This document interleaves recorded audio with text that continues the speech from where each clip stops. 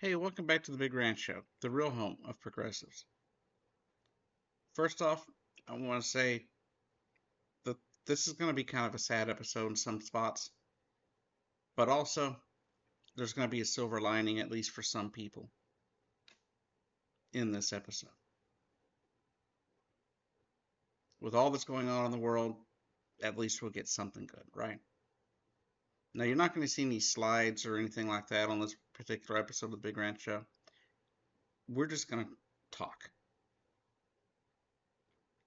First off, Matthew Perry, he was 54, passed away this weekend at his home.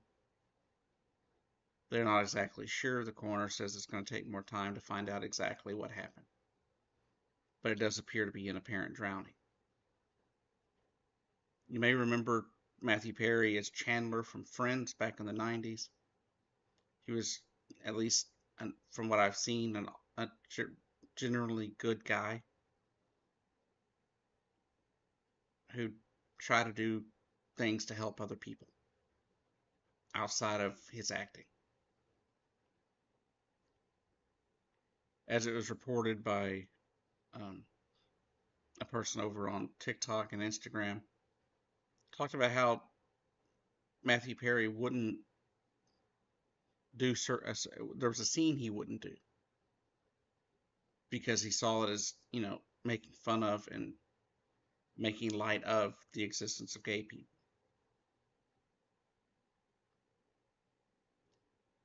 And most people won't do that, especially, back in the 90s, people didn't make that stand very often.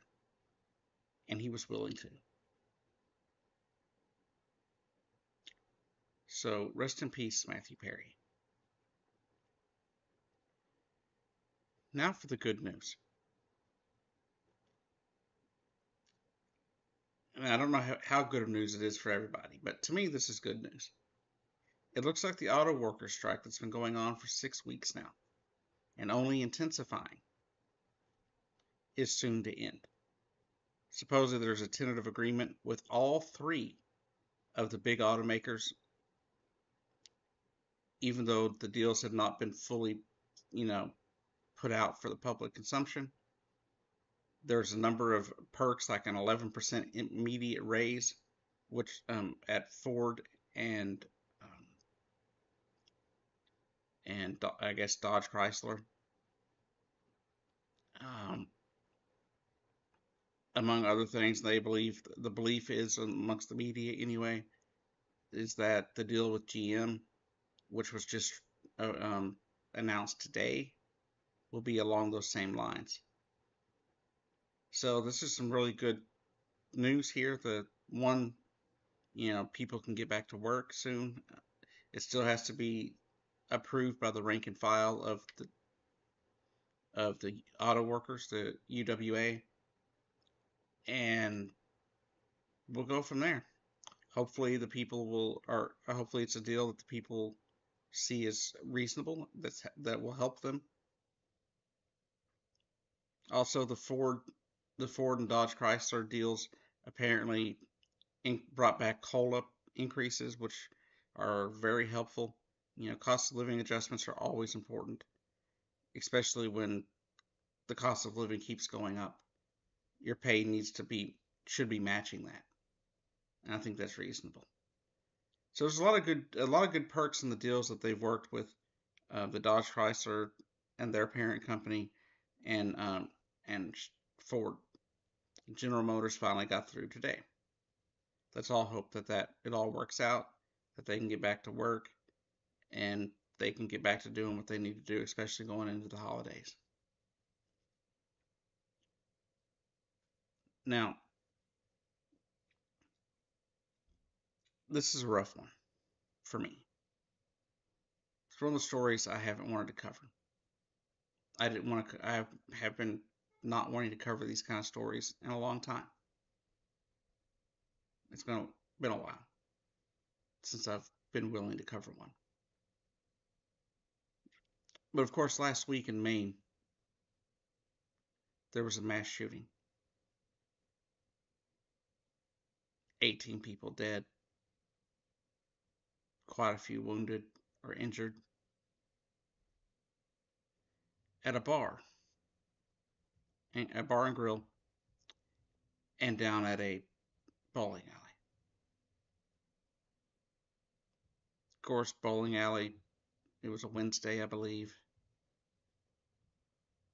So I'm pretty sure there were children there, youth group type things there, because I know that's typically the youth group day of the week. At the bar and grill, they were having a cornhole tournament for the deaf community in the area.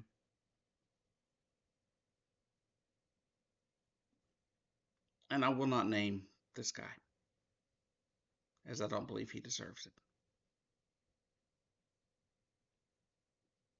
A few days later, I think it was like 48 hours later, they found him dead in the woods somewhere, or close to the woods, in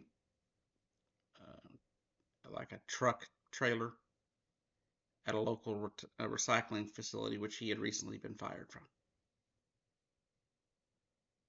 He was a National Guard reservist, an authorized firearms trainer. He was a good guy with a gun until he wasn't. And that's my problem with guns. So many of these people are a good guy with a gun until they're not. That's why I believe we need more red flag laws. We need laws that protect the greater good. It was reported to local authorities in Maine that by the Maine National Guard that they needed to do a welfare check on the guy, as one of the people that he worked with at the reservist, as a reservist, was concerned that he was going to snap and commit a mass shooting. Local authorities were never able to make contact with him, but were only able to speak to their family, or to the family. He had a lot of issues going on. They knew he was a threat, and they did nothing to stop it. Why? Because Maine has a yellow flag law, right, that still allows you to keep your weapons even though you're a threat.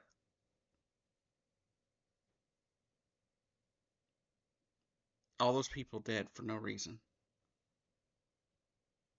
I heard that the youngest was like 14.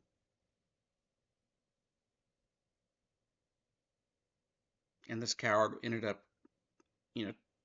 unaliving himself.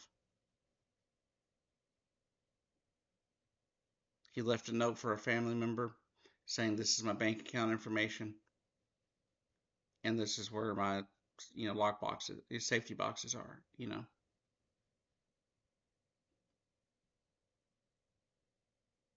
So he knew what he was doing.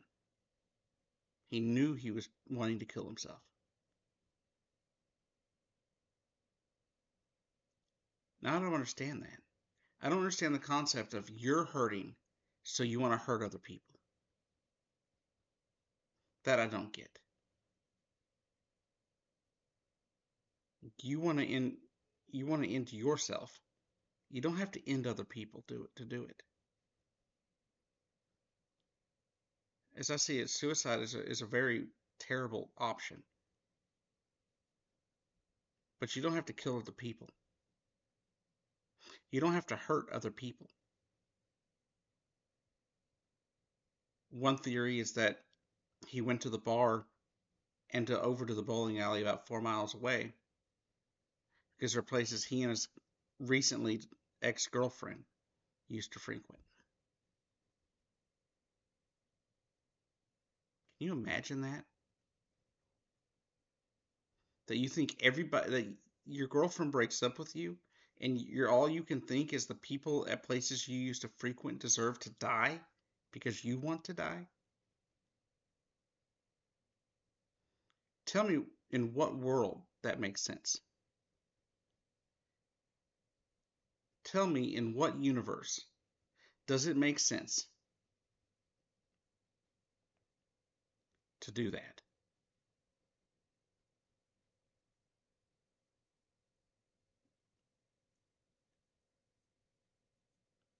And so it's been crazy seeing how these people do these things and how we had ways to prevent it. This was an absolutely preventable mass shooting, and we did nothing to stop it.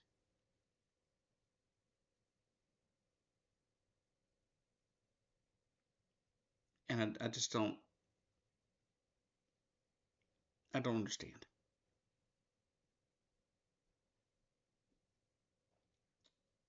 Now, and a little bit of good news, the U.S. House finally has a speaker. He's a Trumper, a a rather terrible human being when it comes down to the things he wants to do. He wants to get away, he wants to ban a woman's right to choose at the national level. Um, he wants to ban the existence of trans people and gay people.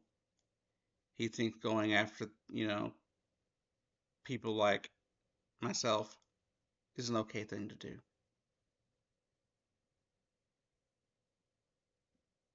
He's an he's an evil little dingleberry of the MAGA crowd. Mike Johnson is a terrible person, a terrible politician. But sadly, the best of what the Republicans have to offer. It's very sad that fascists are able to hold power in this country. But that's what the MAGA crowd is. They are nothing more than fascists, just dressed up and called MAGA instead. But at least the House is moving again. We can finally get some things done. Maybe we can get our budget passed so we can, not have a government shutdown right at Christmas and Thanksgiving and such. That would be awesome, wouldn't it? Not having a shutdown. So we'll see what happens. I'll keep you, up to date. Um, so subscribe and I'll keep you in the loop best I can on that front. Now for the last story of the day. It's over Israel. Um, and I don't really want to cover this either, but here we are. Somewhere between 6 to 7,000 Palestinians have been killed in Gaza. Half of them roughly children. Children. There were paths that Israel told Gazans, people in Gaza to take from the north to the south to be safe, and Israel bombed them. They bombed the safe passage areas. And Netanyahu today was talking about how they're minimizing civilian casualties. The other day, he basically declared holy war on Hamas and the Palestinians. Today, he refused to even consider a ceasefire for humanitarian aid, saying that they are doing as much as they can to let humanitarian aid in to the south. But they're not. The number of aid trucks that have gotten through is less than half of what normally goes through on a monthly basis to help people get medicine and food and other supplies. They're out of fuel. Their pumping stations, Israel's like, well, we opened the water, we turned the water back on. Well, that's great, but they don't apparently have the fuel to pump the water because they don't have electricity. They have no phones. They have no air conditioning, heating, food. Now, if you've watched this channel, You know I've been a supporter of Israel defending itself. And I still hold true to that. I still believe Israel has the right to defend itself. But I also don't believe it has the right to keep stealing Palestinian land. I do not believe it has the right to be killing innocent civilians just because they lost some of their civilians. 12 to 1,400 people were killed in Israel on October 7th. And it was absolutely horrific, absolutely tragic. And it should never happen. And Hamas should be held to account for that. But Israel has killed almost 7,000 innocent Palestinian people.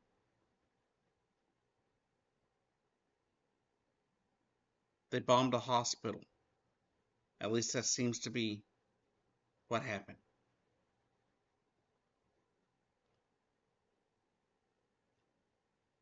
They've killed school kids.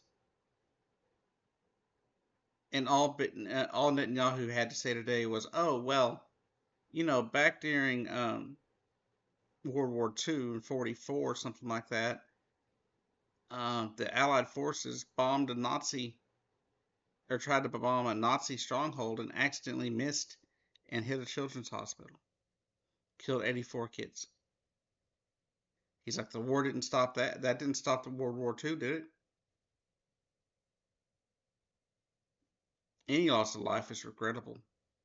Any loss of children's lives, though, unacceptable. No, it didn't stop World War II.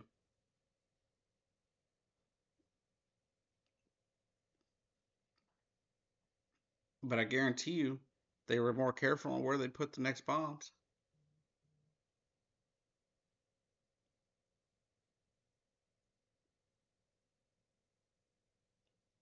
All these poor kids, though.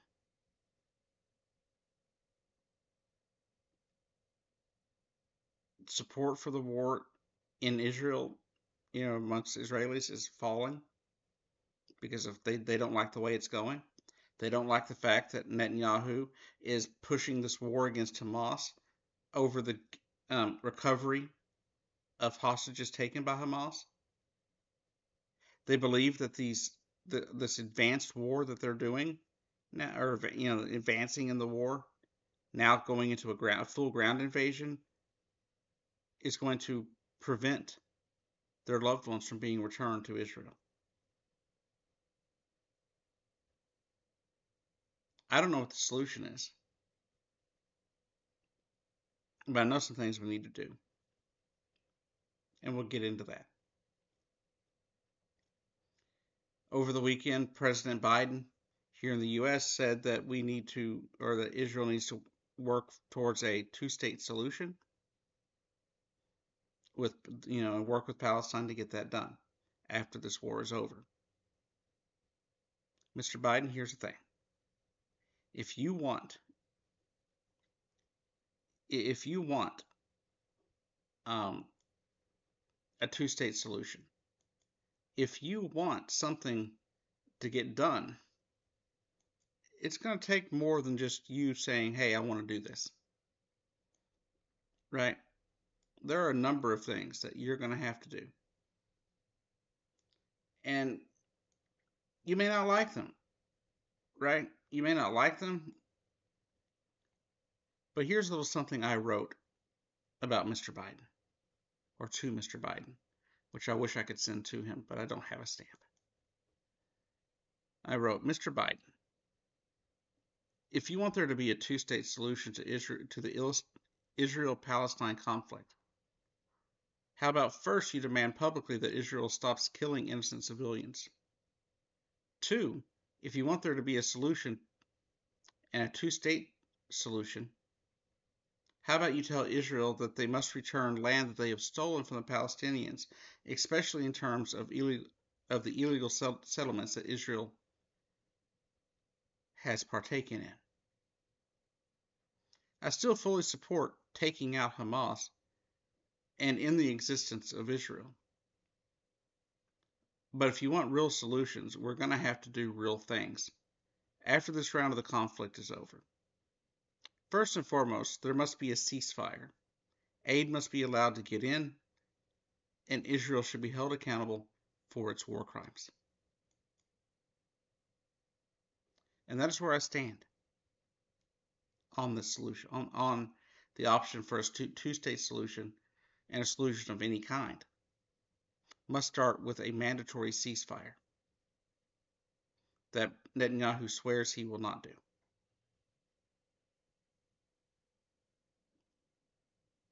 I'm not saying it's time for the U.S. to completely turn their back on Israel, because I believe in supporting the people of Israel, while I do not support the government. I will not support this way of going about dealing with these problems. These people don't realize what they're doing. It's something we didn't learn until it was too late in Afghanistan.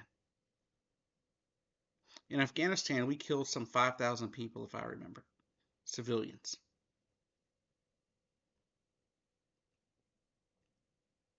We created more terrorists than we killed. Same thing in Iraq. We killed lots of innocent civilians, while at the same time not creating more terrorists than we killed.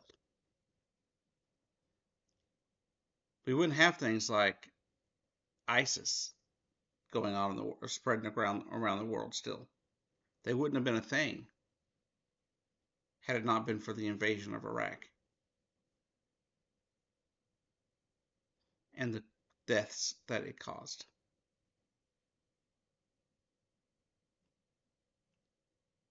Believe it or not, there are better ways to deal with these things. This isn't, 1940, World War II. Weapons have changed. You don't have to take out whole, blocks of cities and all sorts of, civilians to get a target anymore. You don't have to do that. As has been pointed out several times in Israel or in Gaza, all the Hamas, they're not sitting there in those buildings on top of everything. They're underneath the city.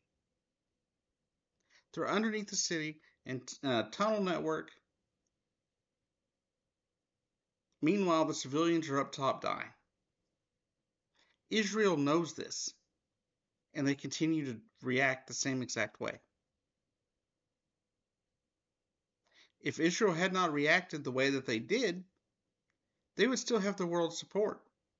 There were even people in Palestine, in Palestinian-controlled Gaza there, who did not support what Hamas did and immediately were protesting it. People even in Iran were protesting what Hamas had done.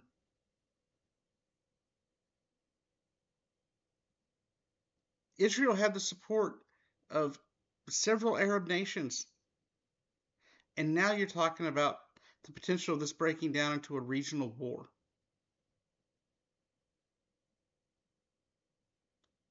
Erdogan of Turkey has said his nation is considering declaring war on Israel and sending troops in. And there are other states in the area, nations in the area, that are talking about doing the same. What's the solution? A ceasefire. That's the solution. And no, Mr. Netanyahu, a ceasefire is not cowardice, is not bowing to the terrorist. It's allowing aid getting to the people that you have terrorized.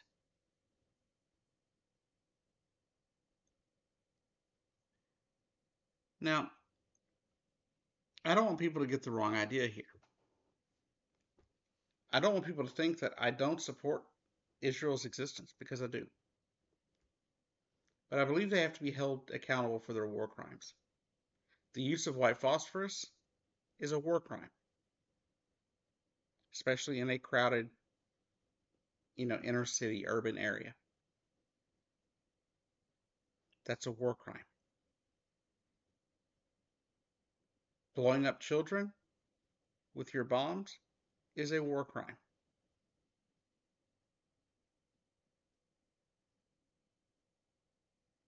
Some of that is partly why you don't hear about George W. Bush leaving the U.S. very often,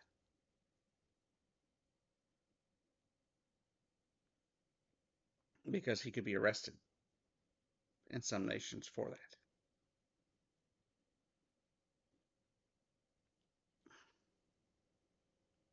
Netanyahu should be held accountable for what he has done. He authorized the use of white phosphorus. He authorized the bombing of these places that they knew children were at.